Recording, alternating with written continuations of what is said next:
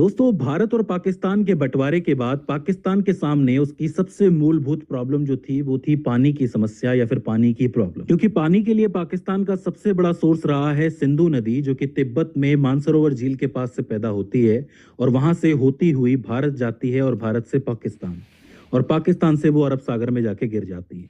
इसका अर्थ ये है कि सिंधु नदी और उसमें मिलने वाली सहायक नदियां पाकिस्तान के लिए एक बहुत जरूरी रिवर सिस्टम का काम करती है। मैं आपको बता दूं कि सिंधु रिवर सिस्टम में लगभग 6 नदियां हैं, जिसमें रावी, ब्यास, सतलुज, सिंधु, झेलम और चिनाब नदी शामिल है। और इस रास्ते को देखते हुए आप समझ सकते हैं कि ज्यादातर पानी जो है सिंधु नदी और उसकी सहायक नदियों से बहकर ही पाकिस्तान पहुंचता है। ऐसे में जब बंटवारा हुआ तो पाकिस्तान और इंडिया के अंदर बहुत से झगड़े होने लगे कि ये जो पानी है किस तरह बांटा जाए, कितना किसको मिलेगा, कैसे मिलेगा, ये सारी चीजें होने लगी। लगभग 9 साल तक ये झगड़े चले और फाइनली 9 साल के बाद वर्ल्ड बैंक यानी विश्व बैंक बीच में आया और उसने 1960 में भारत और पाकिस्तान के बीच एक समझौता कराया, जिसको हम सिंधु जल समझौता या इंडस वाटर ट्रीटी के नाम से जानते हैं। इस समझौते पर तत्कालीन प्रधानमंत्री जवाहरलाल नेहरू और पाकिस्तानी राष्ट्रपति अयूब खान ने कराची में 1960 में सिग्नेचर किए और फाइनली 1960 को ये जो फैसला है, ये जो समझौता है, ये प्रभावी हुआ यानी हरकत में आया। इसमें ध्यान देने वाली बात ये है कि इस समझौते के बाद भारत और पाकिस्तान में 1965 में एक जंग हुई, 1971 में जंग हुई, 1999 में जंग हुई और साथ ही कई बार तनावपूर्ण स्थितियां बनी। उसके बावजूद भी ये ट्रीटी या समझौता सरवाइव कर गया और 65 सालों तक चलता रहा। तो अब समझ लेते हैं कि ये समझौता है क्या। इस समझौते में 6 नदियों को 2 भागों में भारत और पाकिस्तान में बांटा गया। एक भाग था पूर्वी नदियों का यानी कि ईस्टर्न रिवर्स, जिसमें रावी, ब्यास और सतलज आती हैं, और इन तीनों पर भारत का अधिकार कर दिया गया। यानी कि इन तीनों नदियों का इस्तेमाल भारत अपने हिसाब से कर सकता है, सिंचाई कर सकता है, बिजली पैदा कर सकता है और साथ ही मछली पालन भी कर सकता है, और जो भी काम में इस्तेमाल लेना चाहे वो कर सकता है।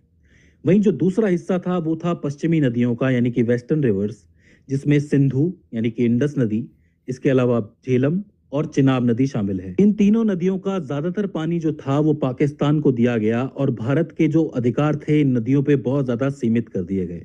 यानी भारत को सिर्फ कुछ एक चीजें करने की इजाजत थी, जैसे कि भारत इससे थोड़ी बहुत सिंचाई कर सकता था, जल विद्युत पैदा कर सकता था या फिर नौवहन कर सकता था, मतलब नौकायन कर सकता था इसके अंदर, लेकिन वो भी लिमिट के अंदर।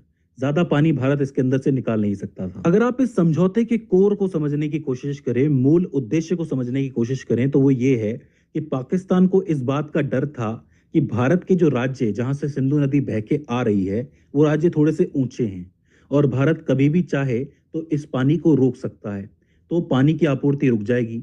लगभग 61% आबादी जो है पाकिस्तान की वो इस पानी पर डिपेंड करती है, तो ऐसे में पानी की किल्लत हो जाएगी। इस डर को रोकने के लिए ही भारत के जो अधिकार थे, जो राइट्स थे, उनको सीमित कर दिया गया था, लिमिटेड कर दिया गया था। थोड़ा और ढंग से समझो तो पाकिस्तान ये कह रहा है कि जिस बहाव से पानी बह के आ रहा है सिंधु नदी के अंदर, झेलम नदी के अंदर और चिनाब नदी के अंदर, वो बहाव नहीं कम होना चाहिए, मतलब उसी बहाव के साथ पानी आना चाहिए। अगर आप इस नदी के ऊपर बांध बनाना चाहते हैं, डैम बनाना चाहते हैं और विद्युत पैदा करना चाहते हैं यानी बिजली, तो ऐसे में आप रन ऑफ द रिवर परियोजना बनाएंगे। ध्यान से समझना, रन ऑफ द रिवर परियोजना। इसमें क्या होता है कि जैसे नदी बह रही है और इस नदी का बहाव बहुत तेज है और आप इसके ऊपर एक डैम बनाना चाहते हो जिससे कि जल विद्युत पैदा हो जाए, तो जल विद्युत पैदा करने के लिए, बिजली पैदा करने के लिए आप पीछे एक जलाशय का निर्माण करते हो। उस जलाशय के अंदर पानी जमा हो जाता है और उस पानी के फ्लो से ही आप टरबाइन घुमा के बिजली पैदा करते हो। पर पाकिस्तान ये कह रहा है कि आप ये जलाशय नहीं बना सकते। जलाशय अगर आपने बना लिया तो पानी जो है आपके पास जमा हो जाएगा। पानी अगर जमा हो गया तो बहाव कम हो जाएगा, बहाव कम हो गया तो पानी कम हो जाएगा और इससे हमें दिक्कत हो जाएगी। तो भारत को सिर्फ ये कहा है कि चलती हुई नदी से आप अगर बिजली बनाना चाहते हो तो बना लो, लेकिन पीछे जलाशय नहीं बनेगा। तो इसके लिए आप अपने परियोजना को या डैम को ऐसे डिजाइन करो कि चलती हुई नदी से ही बिजली बन जाए, इसके लिए पानी को रोकना ना पड़े। बेसिकली भारत जो है इन नदियों का पानी को स्टोर नहीं कर सकता, रोक नहीं सकता। फिर भी अगर भारत थोड़ा बहुत पानी रोकता है तो उसकी एक लिमिट है, लगभग 3.6 मिलियन एकड़ फुट। ध्यान से समझ लो, 3.6 मिलियन एकड़ फुट इस पानी को आप स्टोर कर सकते हो, उससे ज्यादा नहीं कर सकते। और इस पानी से आप जम्मू कश्मीर और लद्दाख में लगभग 13.4 लाख एकड़ की सिंचाई विकसित कर सकते हो।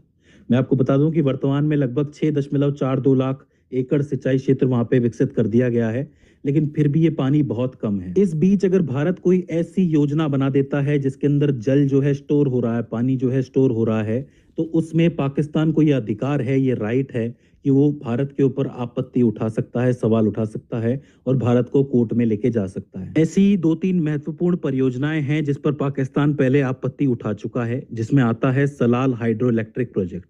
इसके बारे में पहले मैं आपको बता चुका हूं। 1970 और 80 के दशक में पाकिस्तान ने इस परियोजना पर आपत्ति जताई थी, क्योंकि ये जो परियोजना थी चेनाब नदी के ऊपर थी।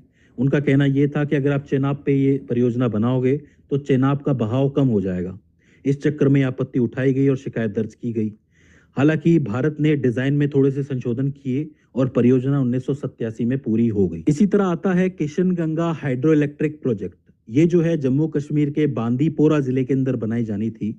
मैं आपको बता दूं कि ये किशन गंगा नदी के ऊपर बनाने वाला बांध था। किशन गंगा एक सहायक नदी है झेलम नदी की। पाकिस्तान का दावा ये था कि अगर आप किशन गंगा नदी पे ये डैम बनाते हो, परियोजना बनाते हो, तो इससे झेलम नदी का पानी कम हो जाएगा, क्योंकि पानी को आप यहाँ पे स्टोर कर लोगे, इस वजह से झेलम में पानी कम हो जाएगा। तो यही कारण है कि बहाव कम हो जाएगा, तो आप ये नहीं बना सकते। हालांकि 2013 में अंतर्राष्ट्रीय मध्यस्थता न्यायालय ने भारत को इस परियोजना को जारी रखने की अनुमति दे दी, लेकिन इसके लिए कुछ एक लिमिट्स भी सेट कर दी कि ज्यादा आप पानी इसके अंदर स्टोर नहीं कर सकते। और फाइनली 2007 में ये शुरू हुआ और 2018 में पूरा हो गया। इसके अलावा एक है रतले हाइड्रो इलेक्ट्रिक प्रोजेक्ट, जो कि जम्मू कश्मीर के किश्तवाड़ जिले में बनना था, चेनाब नदी के ऊपर। इस पे भी पाकिस्तान ने दावा किया कि अगर आप चेनाब पे बांध बनाते हो तो इससे पानी जो है वो थोड़ा कम हो जाएगा, चेनाब का मतलब उसका प्रवाह कम हो जाएगा, बहाव कम हो जाएगा, और हमारी कृषि और जो जल विद्युत हम बना रहे हैं, पानी की बिजली बना रहे हैं, उसमें दिक्कत आ जाएगी। वर्तमान स्थिति ये है कि ये अभी तक निर्माणाधीन है, यानी कि अभी तक ये बन रहा है। 2022 में इसकी शुरुआत हुई थी, 2026 में इसको पूरा होना था, लेकिन अभी भी इसके ऊपर सुनवाई चल रही है। तो समझौता आपको ठीक से समझ में आ गया होगा कि जो पाकिस्तान है वो ये कह रहा है कि पानी का बहाव कम नहीं होना चाहिए, क्योंकि पाकिस्तान में पानी का और कोई बड़ा स्रोत नहीं है। मैं आपको बता दूं कि जब ये ट्रिटी बनाई गई, जब ये समझौता किया गया, तो उस दौरान पीआईसी का गठन किया गया, परमानेंट इंडस कमीशन, जिसको आप सिंधु आयोग के नाम से भी जानते हो। ये क्या है? इसमें भारत और पाकिस्तान के इंजीनियरों और अधिकारियों की एक टीम होती है जो साल में एक बार जरूर मिलती है। इनका काम ये है कि नदी का जो वर्तमान डेटा है, यानी कि पानी का स्तर कितना है, इस पे बनने वाले प्रोजेक्ट्स कौन से हैं, ये सारा डाटा एक दूसरे के साथ शेयर करना होता है, स्पेशली भारत को करना होता है। और फाइनली झगड़े जब होते हैं तो झगड़ों को शुरुआत में सुलझाने का काम पीआईसी का है। ये बात ज्यादा बड़ी ना हो और आपस में ही सॉल्यूशन निकल जाए, तो इसके लिए पीआईसी काम करती है। मान लीजिए कि कोई बड़ा झगड़ा हो जाता है, तो फिर क्या होगा? तो इसके कुछ एक स्टेप्स हैं। सबसे पहले तो दोनों देशों की सरकार आपस में मिलकर बातचीत कर सकती है, जो फॉरेन मिनिस्टर होते हैं वो आपस में बात कर सकते हैं। दूसरा ये है कि कोई न्यूट्रल एक्सपर्ट को बुलाया जाए, अंतर्राष्ट्रीय एक्सपर्ट, जैसे कि वर्ल्ड बैंक से ही कोई आ गया तो उसने बीच में आकर के पूरा सॉल्यूशन निकाला। और आखिरी जो स्टेप है वो है कोर्ट, जो कि नीदरलैंड के अंदर मौजूद है, वही फैसला करता है। तो फाइनली ये जो सारी दिक्कतें होती हैं, इन सबका फैसला कहाँ होता है? नीदरलैंड के हैग कोर्ट के अंदर। तो अब आपको ये तो समझ में आ गया कि सिंधु जल समझौता क्या है। अब हम वर्तमान स्थिति की बात कर लेते हैं। जैसा कि आपको पता ही होगा, जिसको भारत के कश्मीर में पहलगांव में एक हमला हुआ, जिसमें लगभग 30 लोगों की जान चली गई। ये सारे के सारे टूरिस्ट थे जो कि कश्मीर घूमने आए थे, और यहाँ पे इनके ऊपर गोलीबारी हो गई, हमला हो गया, और बहुत ही आम लोग थे, इन लोगों को बेमतलब में मारा गया है। ये जो पूरी घटना, इसकी फिलहाल इन्वेस्टिगेशन जस्टिस को इंडस वाटर ट्रिटी को सस्पेंड कर दिया, निलंबित कर दिया।